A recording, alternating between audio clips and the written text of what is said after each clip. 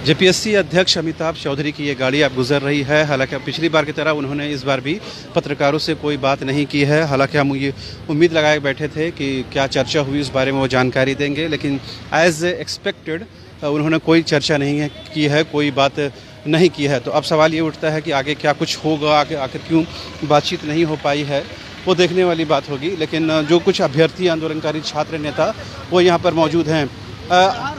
मनोज जी,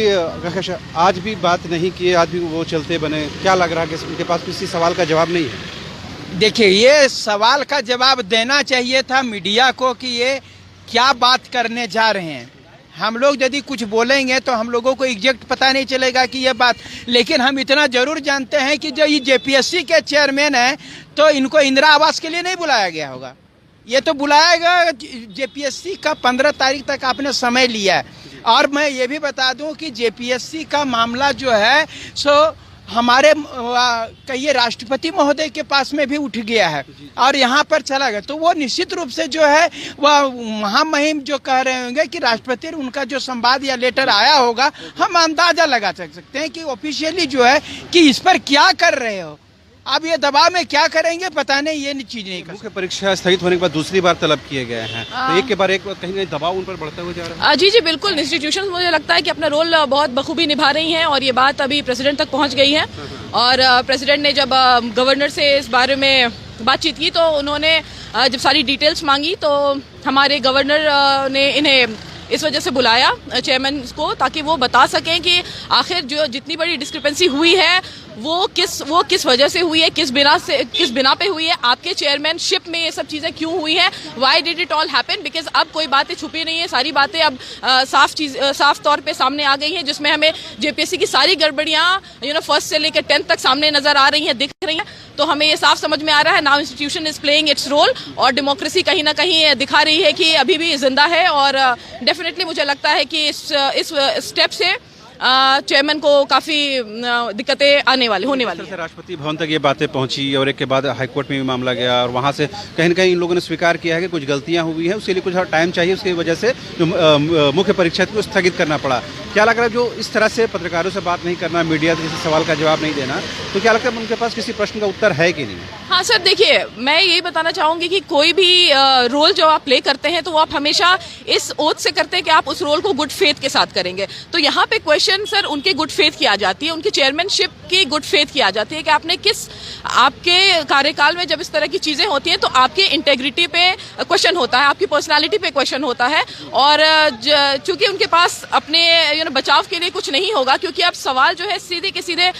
उनके ऑफिस पे है, तो अब उनके पास बचाव का कोई साधन नहीं था, इसलिए शायद वो रुके नहीं और कुछ जवाब नहीं दे पाए। एम्प्लॉयमेंट को लेकर के, नियोजन को लेकर, रोजगार को लेकर झारखंड में जिस तरह से एक स्पष्ट तस्वीर नजर नहीं आती है, क्रिस्टल क्लियर कुछ बात समझ में नहीं आती है, चाहे जेएसएससी की बात कर ले, जेपीएससी की बात कर ले या अन्य रोजगार की बात कर लें, तो नौजवान आखिर झारखंड का करे तो करे क्या? हाँ डेफिनेटली सर, और ये सिर्फ झारखंड की बात नहीं, मैं तो पूरे इंडिया की बात करूंगी कि 50 years में, in last 50 years this is the highest unemployment rise we have seen in a country और in a state specifically। आप झारखंड की भी अगर बात कीजिए तो इतने 21 सालों में ये सबसे ज्यादा इस दौरान हमारी अनएम्प्लॉयमेंट बढ़ी है। तो अब इसका रीजन जो है सर मैनीफोल्ड है, बहुत सारी रीजंस है इसके, सोशियो इकोनॉमिक बहुत सारे रीजंस हैं जिसका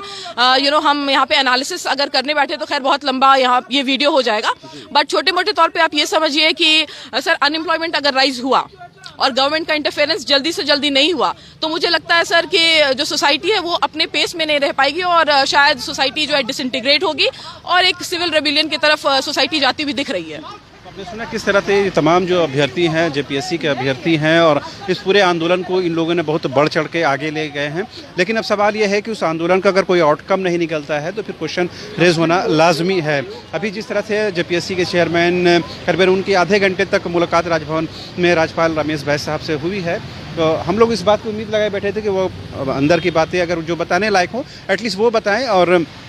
छात्रों के हित में बताएं, जनहित में बताएं,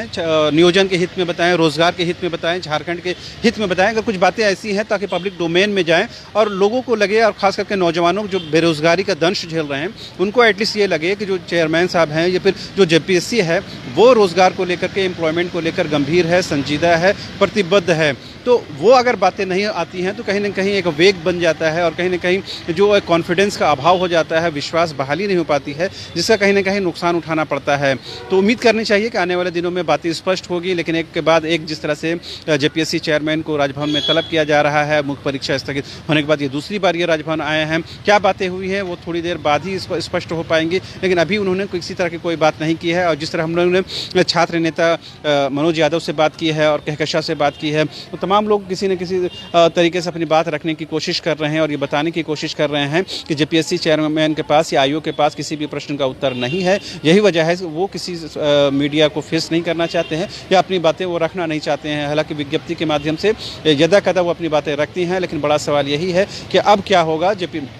7वीं से 10वीं जेपीएससी परीक्षा का क्या हाल होगा, क्या इसे भी रद्द किया जाएगा या उस दिशा में आगे बढ़ गया है या फिर से रिवाइज रिजल्ट निकाला जाएगा या छात्रों की मांगों पर कहीं ना कहीं गौर फिक्र की जाएगी। अब ये देखने वाली बातें होंगी, लेकिन इस तमाम मामला जो है वो कोर्ट की दहलीज तक पहुंच गया है, वहीं से छात्रों को न्याय मिलेगा। कैमरा पर्सन हृदय के साथ रांची से न्यूज़ बाइस्कोप के लिए शहनवाज।